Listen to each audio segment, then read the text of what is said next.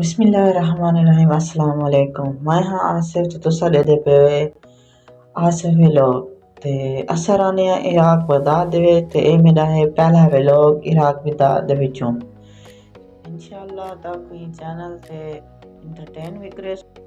ए मेरा पहला व्लॉग ये ते अल्हम्दुलिल्लाह ते बारिश इतनी निकली है। देखो सही असा करने इराक बता के लिफ्टन की फैक्ट्री असले काम करने बाकी इस सारा जितना भी लिफ्ट वाला काम थी सारे पाकिस्तानी चोर काम करने कोई क्या नहीं करेगा वहां तो all सारे पाकिस्तानी अभी मजा आएगा ना भिड़ो। इंशाल्लाह तो आपको हर हेल्प का काम ही दिखेगा किस तरह का काम करेंगे किस तरह से जिंदगी गुजरे देते हैं ऐसा तो आपको इंशाल्लाह एंटरटेन करे। हाँ जी हाँ तो कंपनी ऐसा फैक्ट्री भी दिखा गिनो।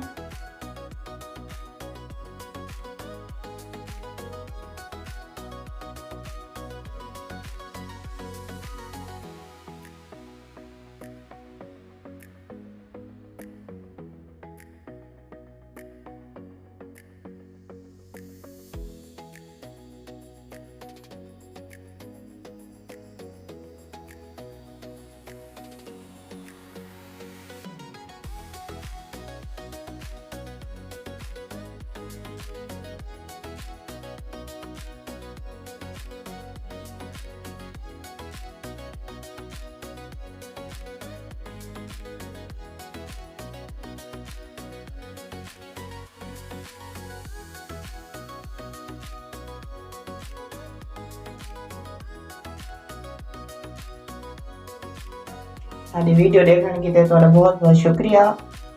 ओके अल्लाह हाफिज।